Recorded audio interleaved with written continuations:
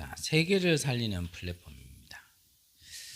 자, 플랫폼의 역할을 하려면 많은 사람이 올 수 있도록 사실은 만들어져야, 그 내용이 있어야 플랫폼의 역할을 하게 되어지죠. 그렇다면 우리 개인도 마찬가지고 우리 교회도 마찬가지고, 막연하게 우리 자신과 교회가 플랫폼으로 쓰임 받을 수 있도록 기도하는 것보다는 좀 이제 실제적인 내용을 좀 준비해야 또 실제적인 응답이 우리에게 임하게 되어지겠죠. 먼저 주신 말씀 그대로 성경에서는 이 파수꾼에 대해서 말씀을 하고 계시는데, 먼저 이사야 62장에 보면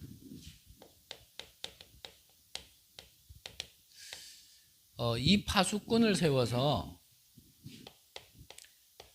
여호와로 종일종야 쉬지 않도록 하게 하라 그랬거든요. 그리고 대로를 준비하고, 왜냐하면은 이 빛을 비추면 분명히 올 거니까. 그리고 만민을 위하여 길을 들으라 그랬거든요. 그래서 이 파수꾼의 특징은 24입니다. 24. 그래서 빛을 비추다가 안 비추다가 그러면 안 되겠죠. 또 파수꾼의 성대에서 파수꾼 역할을 하는데 자기 기분 따라, 자기 상황 따라 섰다가 안 섰다가, 그때는 꼭 이상하죠. 타이밍이. 설 때는 안 오다가요, 안 설 때는 또 와요. 그래서 24 해야 돼요. 그래서 저는 예전에요, 참 복음을 모를 때 복음과 같이 진리의 말이 뭐냐면 머피의 법칙. 어찌 그렇게 딱딱되는지, 참 그게 운명인 줄도 모르고 그게 참 잡힌 건 줄도 모르고 이게 왜 이러지 그랬거든요. 그래서 파수꾼은 24 해야 됩니다. 에스겔서 3장에 보면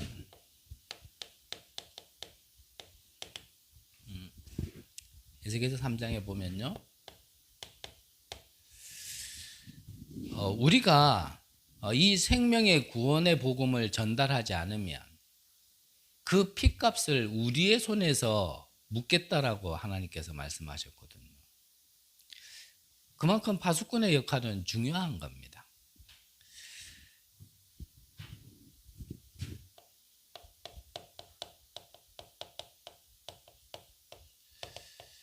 베드로전서 2장 9절에는 우리를 그리스도의 삼직분의 능력을, 권세를 우리에게 주시고 우리를 어두운 가운데서 불러내어서 이 빛을 선전할 자로 우리를 부르셨다 그랬거든요.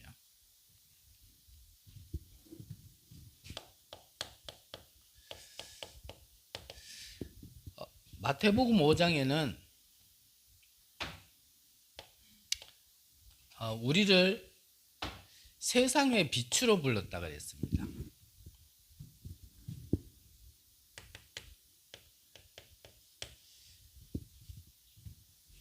그리고 이사야 60장에는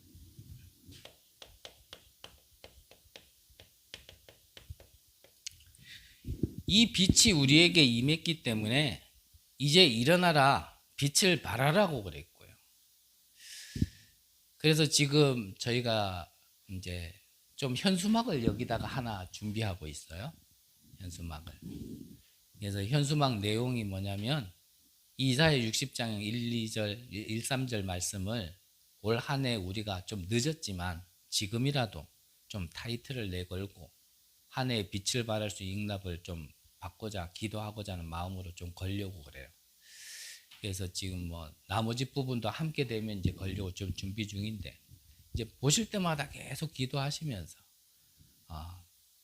저는 몇 번 말씀드렸지만 복음을 잘 모를 때도 나는 이 파수꾼이다라는 언약 하나 붙들고 그 현장에 있을 때마다 하나님께서는 좀 그 증거를 주셨거든요. 뭐 응답을 받았다 이전에 하나님은 그냥 언약만 붙들고 있는데도 분명히 증거를 주시더라고요. 그래서 올 한 해 여러분들도 뭐 우리의 능력이 아니잖아요. 하나님이 우리에게 빛을 비췄고 그 빛이 내게 임했기 때문에 그냥 그것만 알고 있으면은 그 빛은 전달되게 돼 있는 거거든요. 그래서 어떤 면에서는 우리는 거울이에요. 우리 지구나 달이 자체적으로 빛을 비추는 건 아니잖아요. 우리 지구에서 저 달을 볼 때 반짝반짝 빛나지만 달 자체에서 빛이 비춰지는 건 아니잖아요. 태양의 빛이 반사돼 가지고 우리에게 반짝거리듯이 우리도 똑같은 것 같아요. 내가 그런 능력은 없어요. 하지만 그 빛이 내게 임했기 때문에 그 자체만 알고 있으면 내가 몰라서 그렇지 다른 사람들은 빛이 있는 거 알거든요. 확인해 보시려면은 정말 귀신 들린 점쟁이한테 한번 가보셔도 확인되고요. 갔다가 혹시나 가짜한테 가가지고 뭐 십자가 안 보이던데 이래가 시험 들지는 마시되, 분명한 거는 사실입니다. 영적인 사실은 분명히 사실입니다.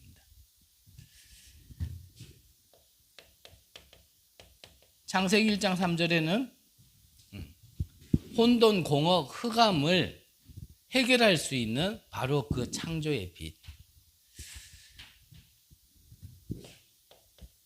그래서 이 빛으로 예수님이 세상에 오셨습니다. 그래서 이 빛을 받아들인 자는 하나님의 자녀가 된다 그랬거든요. 그렇다면 이 파수꾼에게는 뭐가 있어야 되냐면 이 빛을 비춰야 될 망대가 있어야 되는 겁니다. 반대로 얘기하면 망대는 있는데 빛을 비추는 파수꾼이 없다라면 또 안 되겠죠. 그래서 우리를 파수꾼으로 부르셨다라면 내 안에 이 빛을 비출 수 있는 망대를 자꾸 세워야 돼. 이게 분명한 사실이라면 내 만남에게 이 빛이 비춰줄 수 있는 망대를 자꾸 세워야 되는 겁니다. 또 어디예요? 여러분들의 가정에, 여러분들의 산업에, 그리고 이 지역에, 또 민족과 237과 5천 종족에게 이 빛을 빌 수 있는 망대를 세워야 되는 겁니다. 그러면 하나는 기도하면서 숙제처럼 찾아야 될 게 뭐냐면, 그러면 내가 세워야 될 망대는 무엇일까? 이걸 찾아내는 게 여러분들의 응답이에요. 그거는 여기에 몇 분이 계시지만 다 다를 수 있습니다. 근데 그 망대를 나에게 주신 게 있기 때문에 그 망대를 찾아내는 게 교회 안에서 찾는 게 이면계약이고, 이 시대를 보면서 찾는 게 사실은 미션이란 말이죠. 이거를 찾아야 어찌 보면 그때부터 진짜 응답이 와집니다. 진짜 응답. 그래서 말씀을 들을 때 사실은요, 이런 것들이 보여야 돼요. 사도행전 2장에는 분명히 그 언약을 붙들고 기도했는데 성령이 임하니까 분명히 17절 18절에는 아이들은 예언할 것이요 청년들은 환상을 보고 늙은이들은 꿈을 꾸리라, 미래가 보이기 시작했거든요. 시편 103편에도 보면 하나님의 말씀은 내 발의 등이요 내 길의 빛이다 그랬더라고요. 우리가 어두운 길을 갈 때 하나님의 말씀이 내 발의 등이 되고 빛이 되어준다면 어두운 길도 미리 보고 갈 수 있게 되어지는 거거든요. 그래서 우리가 이 말씀을, 하나님의 말씀을 은혜 받고, 그것도 필요하죠. 또 그 시간표 따라 상황 따라 필요하죠. 하지만 조금 한 발자국 더 나아가서 얘기한다면 말씀을 받을 때 뭔가요? 나의 미래가 보여지고 나의 응답이 미리 보여져야 돼요. 그거 붙들고 기도했는데 실제 응답이 와지는 걸 미리 응답을 받을 줄도 알아야 되거든요. 그럼 그걸 보면서 미리 누림도 되어지고 내가 가야 될 땅에 대한 미리 정복도 되어져야 되고, 사실은 그게 어찌 보면은 이 다음에 우리가 받아야 될 응답이 아닌가. 자, 그러면 이 파수꾼의 내용을 말씀으로 주셨는데,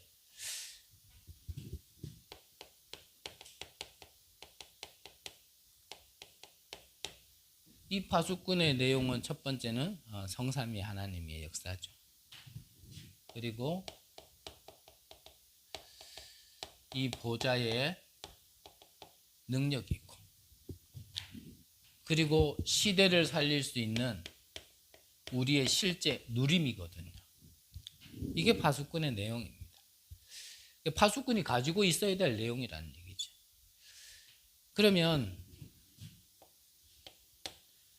망대 중에 망대가 뭐라고 말씀하셨죠? 망대 중에 망대가 기도라고 그랬습니다. 기도. 저는 달리 표현할 능력은 없고 기도가 뭐냐라고 묻는다라면 하나님이 주신 것을 누리는 유일한 방법이다.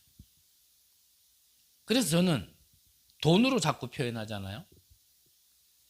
내 주머니에 돈이 있으면 배고플 때 쓰면 됩니다.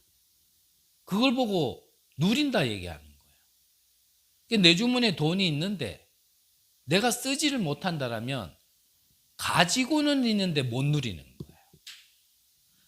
하나님께서 파수꾼에게 이 성삼위 하나님, 보좌의 축복과 능력, 이 시대에 살릴 수 있는 누림을 우리에게 다 주셨는데 내가 이걸 기도로서 못 누리면 가지고 있으면서 내가 계속 배고프다니까요. 입에 말고 이 영적인 배고픔이 계속 목마름과 갈급함이 계속 오는 거란 말이죠. 그래서 이거를 기도로서 내 거로 만드는 거예요. 계속 누리는 거예요. 그래서 이 망대 중에 망대가 기도인데 이것을 아침에 눈 뜨자마자 이것을 누리는 누림의 기도. 낮에는 내게 임한 걸 이제 전달할 수 있도록 계속 기도로 누리는 겁니다. 모든 만남에는 의미가 있고요. 모든 일에는 하나님의 의미가 있는 거거든요. 분명히. 그래서 뭐 전도라고 생각하지 마시고 이 빛이 전달될 수 있도록 내 모든 만남에게 거기다가 계속 이 빛이 비춰줄 때 기도하는 거죠. 그래서 계속 했어야 되는데 중간에 저의 부족함인지 하나님의 시간표 속에 그래 된 건지는 뭐 구분은 못 하겠고요. 이 복음을 듣고 이제 다락방을 시작하는 그 현장에서 처음에는 대상자를 두고 좀 명단을 줬고 같이 기도하자 그러면서 기도 계속 하다가 사실 중간에 안 했거든요. 지금 생각해 보면 좀 다시 할 필요도 있지 않겠나 생각이 들어요. 이제는 이 빛이 비춰지는데 뭐 막연하게 막 빛을 비추는 것보다는 어디에 비춰져야 될지 정확하게 좀 구체적으로 좀 보면서 기도하는 것이 더 좋지 않겠나 싶고요. 그러면서 밤에는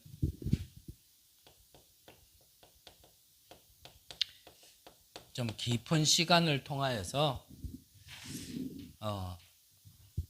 좀 답을 찾는 좀 이런 기도가 우리에게 필요하겠죠.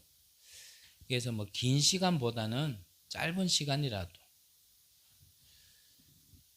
그래서 기도의 내용을 앞서 말씀드린 것처럼 이 393 가지고. 그러면 고린도후서 10장 4절에 보면요.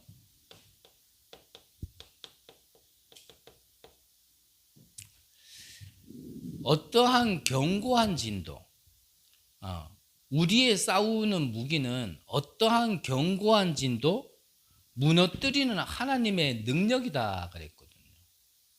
자, 우리에게 무기로 주신 것은 하나님의 말씀이죠. 정확하게 얘기하면 복음입니다.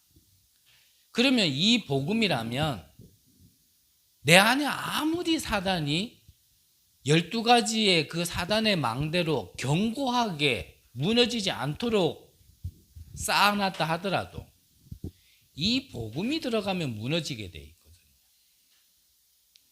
그러면 우리가 어떠한 대상을 두고 뭘 기도해야겠습니까? 그렇죠. 이게 비춰지. 그래서 비추는 거예요. 어떤 사람의 행동이나 사람의 말이나 그거 육신 싸움 하게 된다니까요. 영적인 싸움을 해야죠, 우리는. 그래서 그 곳에 또 그 장소에 그 사람에게 그게 무너질 수 있는 사단의 것이 무너질 수 있도록 이 빛을 계속 비추는 겁니다. 계속. 그거는 역사는 언제 일어나냐? 그거는 하나님의 시간표에 있는 거예요. 네. 그걸 믿고 우리는 기도하는 거죠. 자, 그러면 본론적으로 자, 우리가 이 내용을 알고 이제 기도를 해야 되는데 그 내용을 알고 기도하면 제목처럼 플랫폼 역할을 할 수 있는 우리는 플랫폼의 응답을 받게 되어지겠죠. 자, 그러면 자, 성삼위 이 플랫폼에는 이 성삼위 하나님이 가장 먼저 내게 임할 수 있는 플랫폼이 되어져야 되거든요. 그러면 내게 임한다라는 건 어디에 임해야 됩니까? 우리의 잃어버린 거에 임해야 되는 겁니다. 무엇을 잃어버렸습니까? 우리는 하나님의 형상, 즉 생명을 잃어버린 거예요. 어디에 임해야겠습니까? 우리의 영혼에 임하면 되는 겁니다. 하나님이 주신 우리의 삶의 축복이 있잖아요. 그게 에덴인데 내 삶에 임하면 됩니다.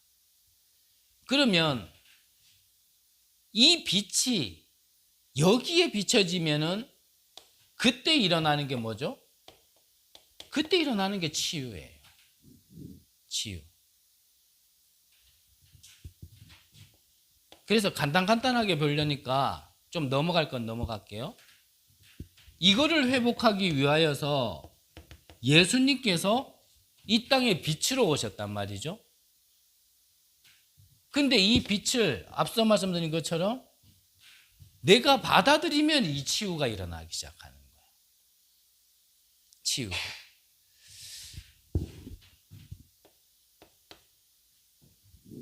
이 전체를 통해 이 모든 것을 성경 전체를 통하여서 우리에게 알게 하셨는데 그 성경을 요약하면 바로 이거란 말이죠.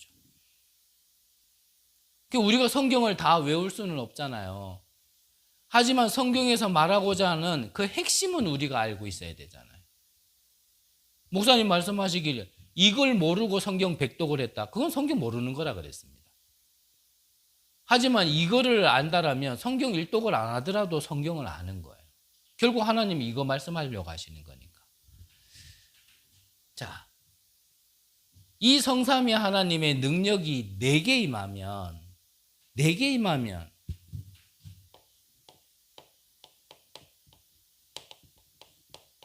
그때 근본 치유가 일어난다고 말씀하셨는데 같은 말이 아니고요.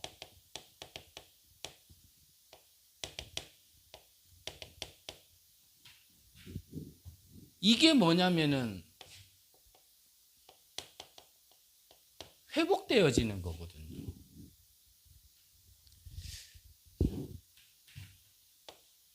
같은 말이라고 들으시면 안 돼요. 세상에 빛으로 오신 것이 그 개인 안에. 그럴 때 어떻게 되어집니까? 요한복음 6장에 처음에서 쭉 얘기한 게 뭐냐면 오병이어의 기적이 일어납니다. 그러니까 오병이어의 기적을 보고 많은 사람들이 저런 사람이 우리나라의 왕이 된다라면 쉽게 말하면 먹고 사는 거에는 문제 없겠다. 그 보리떡 5개와 물고기 2마리로 3,000명, 5,000명을 먹였으니까 먹고 사는 건 해결될 거 아닙니까? 그러면서 그 뒤에 나온 게 뭐냐면 광야에서 먹었던 만나. 그 답답한 얘기를 하니까 예수님께서 제자들에게 나중에 얘기하신 게 뭐냐면은 이 63절에 얘기를 한 거죠. 우리가 잘 아는 성경이죠. 뭐죠? 살리는 것은 영이니 육은 무익하니라. 하나 짚고 넣고 싶은 게 있어서요. 우리가 말씀은 잘 알아요. 살리는 것은 영이다. 육은 무익하다. 많은 목사님들이 말씀하시고 많은 성도님들이 읽고 그거를 진리라고 얘기를 하는데 실제로 이 복음을 살리는 거, 영을 살리는 데는 별로 관심이 없고요. 내 육을 살리는 데 관심이 많아요. 그러니까 이 복음의 증거라는 것도 내 육이 살리는 게 증거의 기준이 되버려요.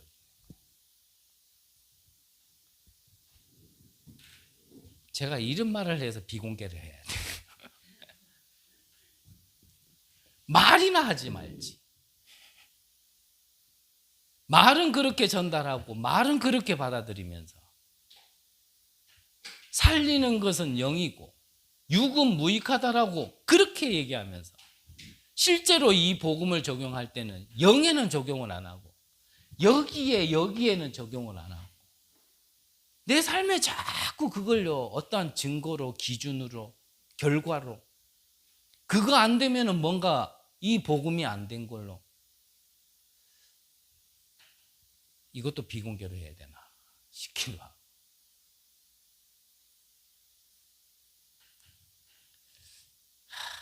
조금 저는 개인적으로 안타까워요. 진짜. 분명한 거는 예수님이 틀렸거나 우리가 틀렸거나인데 제가 믿음이 없지만 예수님이 틀린 것 같지는 않고요. 그렇다면 우리가 고쳐야 돼. 이 복음은 영을 살리는 거지 육신을 살리는 거 아닙니다. 자, 일단락은 여기서 시작을 해야 돼.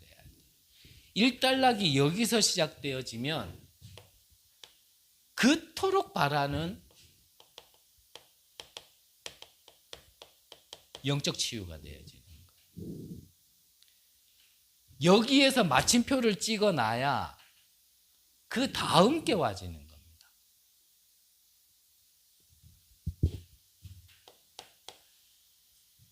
우리의 진짜 영적 치유는 뭡니까?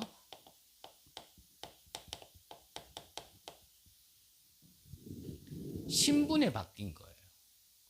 배경이 바뀐 거죠.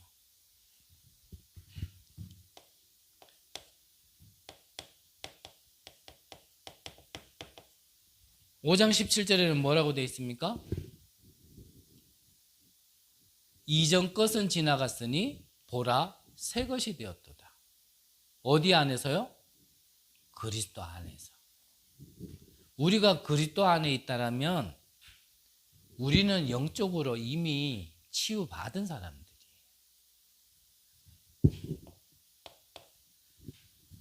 갈라디아서 2장 20절에는 멸망받은 나는 그리스도와 함께 십자가에 못 박혀 죽었고 이제 내가 사는 것은 나를 사랑하사 자기 몸을 버리신 그리스도 안에서 사는 겁니다. 지금 우리가 사는 거는 어디에서 사는 거라고요? 생명이신 그리스도 안에서 사는 거예요.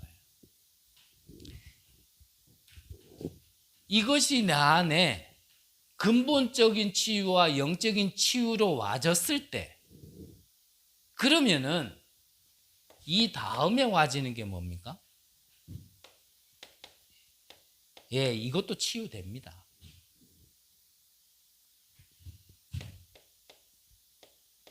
그리고 이것도 됩니다. 제가 안 된다라고 얘기하는 게 아니에요. 사랑하는 자여 내 영혼이 잘된 같이 범사가 잘 되리라 그랬거든요. 이 복음이 나에게 어떻게 자리를 잡혔느냐가 가장 중요하단 말이에요. 이 복음이 나에게 어떤 색깔로 부딪혔느냐가 사실은 굉장히 중요하단 말이죠. 고린도전서 3장 16절 말씀 다 잘 아시죠? 내 안에 성전을 삼았다. 그 앞에를 읽어보면 왜 바울이 그 말을 했는지가 나와요. 처음부터 자리 잡기를 이상하게 가르쳐 놓고 다른 걸로 자리를 잡게 만들어 놨어요. 그래서 그걸 다시 한번 짚어준 겁니다. 너의 안에 성령이 계시는 줄 알지 못하느냐. 그 말은 반대로 얘기하면 성령이 계신 성전이라는 걸 앞에서는 모르도록 다른 걸 심어 놓은 걸 갖다가 얘기하면서 그 얘기를 짚어준 거예요. 우리가 우리 자신부터도 정말 이 복음이 어떻게 처음에 자리 잡혔느냐가 너무 중요한 겁니다. 우리가 누군가를 돕고 섬길 때, 심부름할 때 이 복음이 어떤 복음으로 전달되어지느냐가요, 어쩌면 그 사람의 평생을 좌우해버립니다. 그래서 새가족이 굉장히 중요한 거예요. 그래서 렘넌트가 너무 중요한 거예요.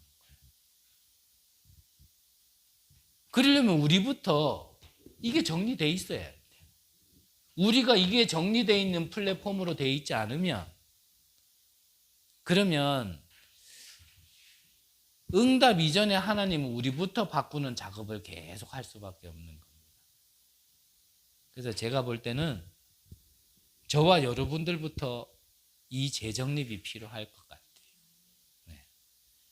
그래야 하나님께서 저와 여러분들, 우리 교회를 통하여 많은 사람들이 올 수 있는 세상을 살리는 플랫폼으로 축복하시지, 그래야 사용하시지, 안 그러면 사용 못해요. 제가 철면피는 아니지만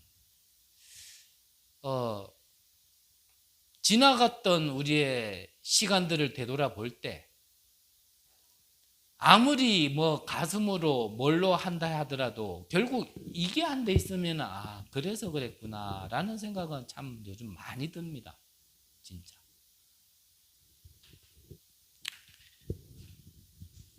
다시 한번 말씀드리지만 이렇게 정리가 되어 있어야 사실은요, 이 응답까지 와지는 겁니다. 쉽게 말하면 우리가 통틀어서 얘기하는 단어지만 영적 문제가 그때 해결돼져요. 영적 문제가 어떻게 해결됩니까? 여기다가 자꾸 심어야 돼요. 치유받으려고 하지 말고 이거를 자꾸 심어 놓으면, 이거를 치유하고 이거를 회복시켜 놓으면은 영적 문제가 사라져 버리는 거예요. 사라져 버린다니까. 근데 자꾸 반대로 생각하잖아요. 영적 문제가 해결되어져야 뭐라도 하지. 쉽게 말하면 나는 지금 이렇게 힘든데 내가 지금 뭘 하겠노? 이제 이런 식이란 말이죠. 응답 줘보세요. 그러면 세계복음 할게요. 약간 이런 식이란 말이에요. 근데 하나님의 방법은 다르거든요. 내 모습 이대로 주 봐두옵소서. 그렇게 고백하면서 그 길로 들어가면 하나님께서 역사하시는데, 우리는 들어가지 않고 역사해 보세요? 그러면 갈게요. 이런 식이란 말이에요. 하나님과 우리가요, 자꾸 줄다리기 하는 게 있어요.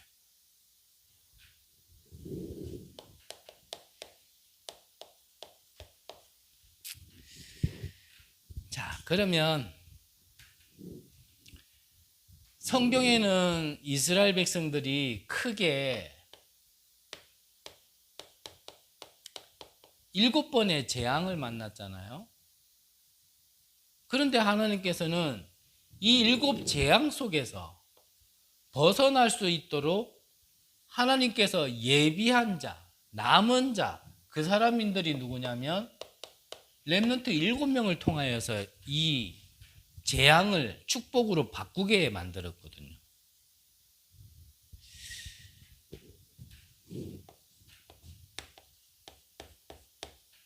히브리서 11장의 인물들, 이들은 세상이 감당치 못한다 그랬습니다.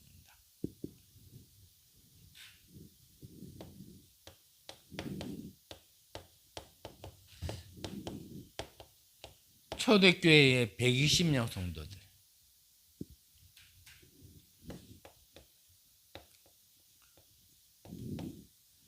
로마서 16장에 나와 있는 인물들, 이들이 응답받았던 가장 근본이 바로 이 내용이라는 겁니다. 이게 회복된 자들이 이와 같은 응답을 받았다는 겁니다.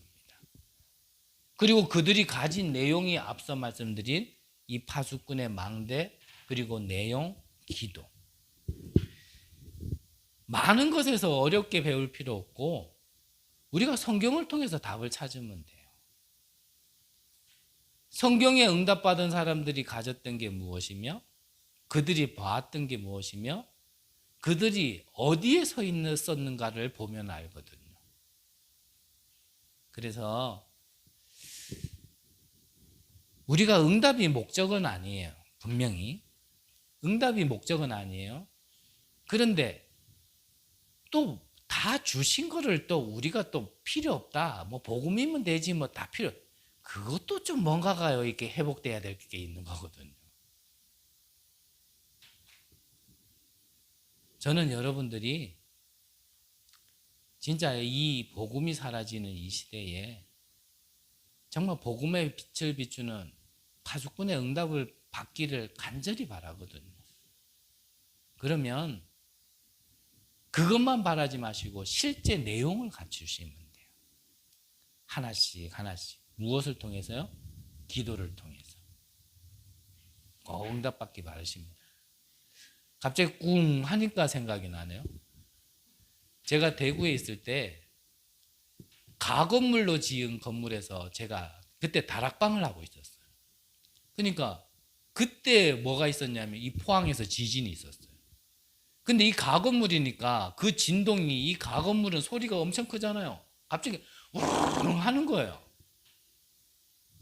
근데 이게 다락방에서 말씀을 듣고 있는 인간이 갑자기 우르르 하니까요, 문이 내 옆에 있었는데 지 혼자 살겠다고 튀어나가더라고요. 근데 나가가지고, 야, 니 그래도 너무하지 않냐? 어차피 내 옆에 지나가는 거 내 손 잡고 같이 나가지. 어찌 니 혼자 살겠다고 혼자 나가냐? 그랬더니 이 친구가 하면 저도 모르게 혼자 튀어나왔다 그러더라고요. 이런 거에 놀라지 마시고 정말 우리가 붙잡아야 될 것만 꼭 붙잡고 있으면 하나님께서요 반드시 역사하십니다. 그냥 쉽게 생각하세요. 하나님이 이 빛을 내게 주셨다. 그러면은 이 빛을 바라는 거는 그냥 내 삶에 당연한 거다. 이것만 하나 그냥 잊지 마시고 한번 진짜 있어 보세요. 하나님이 어떻게 역사하시는지. 다른 거는 제가 모르겠는데 그거 하나만은 제가 여러분들에게 진짜 말씀드리고 싶어요. 어디서든지 언제든지 충분히 하나님은 하실 수 있습니다. 그 언약만 놓치지 마시고 저와 여러분들 우리 교회가 세계 살리는 진짜 플랫폼으로 응답받기를 간절히 기도합니다. 기도하겠습니다. 하나님, 우리의 남은 인생 동안 참복음을 알려나갈 수 있도록 은혜 내려 주옵소서. 하나님이 주신 복음이 복음으로 우리에게 필요한 곳에 정확하게 심겨줄 수 있도록 주님 역사하여 주옵소서. 내게 임한 이 복음이 우리를 통하여, 우리의 발걸음을 통하여 모든 곳에 전달되어지게 하여 주시고 우리 귀한 성도님들에게 한 시대에 중요한 이 파수꾼의 사명을 능히 감당할 수 있도록 참 비밀이 충만해지는 귀한 은혜를 허락하여 주시옵소서. 감사를 드립니다. 살아계신 예수 그리스도의 이름으로 기도드립니다. 아멘.